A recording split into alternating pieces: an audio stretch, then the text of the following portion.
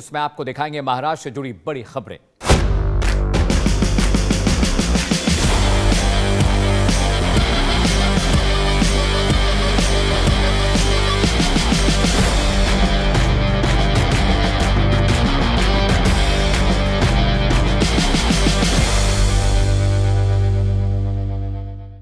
महाराष्ट्र में स्वास्थ्य सेवा और वेलनेस टूरिज्म को बढ़ावा देते हुए मुख्यमंत्री देवेंद्र फडणवीस ने प्रतिष्ठित अंतर्राष्ट्रीय मेडिकल कॉन्फ्रेंस पल्स के आयोजन की घोषणा की है। सरकार का उद्देश्य कैंसर जैसी गंभीर बीमारियों के किफायती इलाज में नवाचार को बढ़ावा देना है।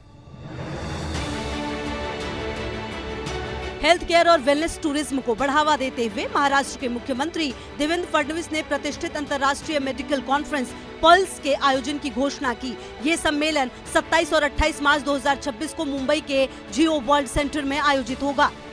2 दिवसीय इस सम्मेलन में देश विदेश से 2900 से अधिक मेडिकल विशेषज्ञ, रिसर्चर्स और गणमान्य व्यक्ति शामिल होंगे। फडणवीस सरकार का मकसद महाराष्ट्र को वैश्विक वेलनेस टूरिज्म हब के रूप में स्थापित करना है। मुख्यमंत्री ने कैंसर जैसी गंभीर बीमारियों के किफायती इलाज में नवाचार को बढ़ावा देने, वैश्विक हेल्थ निवेशकों को आकर्षित करने के साथ ही राज्य के प्रस्तावित बल्क ड्रग पार्क में अधिक निवेश लाने का आह्वान भी किया। महाराष्ट्र के मुख्यमंत्री देवेंद्र फडणवीस ने एडवांटेज विदर्भ 2026 खासदार इंडस्ट्रियल फेस्टिवल के तीसरे संस्करण का उद्घाटन किया है। इस फेस्टिवल में 23 से अधिक देशों के राजनयिक और व्यापार प्रतिनिधि हिस्सा ले रहे हैं। महाराष्ट्र के औद्योगिक और नवाचार आधारित विकास में विदर्भ की भूमिका को आगे बढ़ाते हुए सरकार ने एडवांटेज विदर्भ 2026 खासदार इंडस्ट्रियल फेस्टिवल के तीसरे संस्करण का उद्घाटन किया।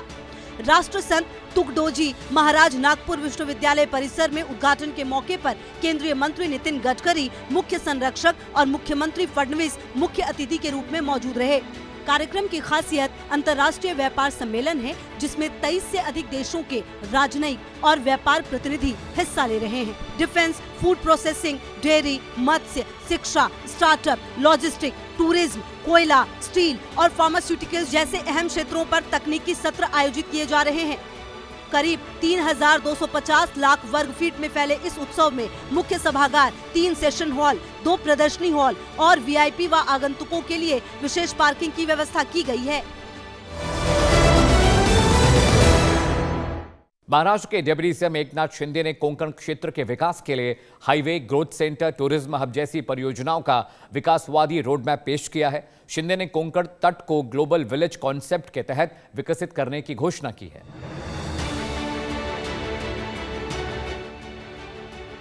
महाराष्ट्र के उप मुख्यमंत्री एकनाथ शिंदे ने कोंकण क्षेत्र के लिए एक विकासवादी रोड मैप पेश किया है। उन्होंने प्रमुख highway, growth centre, tourism hub और औद्योगिक परियोजनाओं को गेम चेंजर बताते हुए कहा कि इससे गांव-गांव तक रोजगार और समृद्धि पहुंचेंगी। शिंदे ने दाभोल खाड़ी पुल, ग्रामीण सड़कों, जल आपूर्ति योजनाओं और ग्रामीण नेटवर्क की भी समीक्षा की। योजना के तहत समुद्री मार्गों और तटीय सड़कों के किनारे 11 नए ग्रोथ सेंटर विकसित किए जाएंगे। इससे कोंकण की अर्थव्यवस्था को गति मिलेगी और लाखों रोजगार के अवसर पैदा होंगे। डिप्टी सीएम शिंदे ने 720 किलोमीटर लंबे कोंकण तट को ग्लोबल विलेज कॉन्सेप्ट के तहत विकसित करने की घोषणा की, जिसमें beach connectivity, tourism hub, resorts, water sports और स्थानीय हस्तशिल्प को बढ़ावा देना शामिल है। महाराष्ट्र की उप मुख्यमंत्री सुनेत्रा पवार को पुणे और बीड जिलों की गार्डियन मिनिस्टर नियुक्त किया गया है। सुनेत्रा पवार पुणे और बीड में विकास परियोजनाओं के तेज क्रियान्वयन को सुनिश्चित करेंगी। महाराष्ट्र की उप मुख्यमंत्री सुनेत्रा पवार पुणे और बीड जिलों की गार्डियन मिनिस्टर बनाई गई हैं। राज्य सरकार के इस फैसले से सुनेत्रा पवार की प्रशासनिक भूमिका और सशक्त हुई है। गार्डियन मिनिस्टर के रूप में सुनेत्रा पवार पुणे और बीड में विकास परियोजनाओं, सरकारी योजनाओं और नीति क्रियान्वयन के बीच तालमेल बिठाने के साथ ही निगरानी भी करेंगी। सुनेत्रा पवार पुणे के सांस्कृतिक और औद्योगिक केंद्र और मराठवाड़ा के अहम जिले बीड में इंफ्रास्ट्रक्चर, कृषि, शिक्षा और जन कल्याण योजनाओं के तेज क्रियान्वयन को सुनिश्चित करेंगी। इससे दोनों जिलों में विकास, रोजगार और जीवन स्तर में भी सुधार हो सकेगा। मुख्यमंत्री देवेंद्र फडणवीस ने नासिक के ओझर एयरपोर्ट विस्तार परियोजना का उद्घाटन किया। सिंहस्थ कुंभ मेला 2027 के लिए ओझर एयरपोर्ट विस्तार को काफी अहम माना जा रहा है। मुख्यमंत्री देवेंद्र फडणवीस ने 8 फरवरी 2026 को नासिक के ओझर एयरपोर्ट विस्तार परियोजना का भूमि पूजन किया। इस परियोजना के लिए राज्य सरकार ने 640 करोड़ रुपए आवंटित किए हैं। ओझर एयरपोर्ट विस्तार से कनेक्टिविटी और क्षेत्रीय विकास को मजबूती मिलेगी। सिंहस्थ कुंभ मेला 2027 में नासिक में श्रद्धालुओं की संख्या 8 से 10 गुना तक बढ़ने की उम्मीद है। ओझर में HAL के बड़े पैमाने पर उत्पादन से औद्योगिक गतिविधियों और रोजगार को भी बढ़ावा मिलेगा।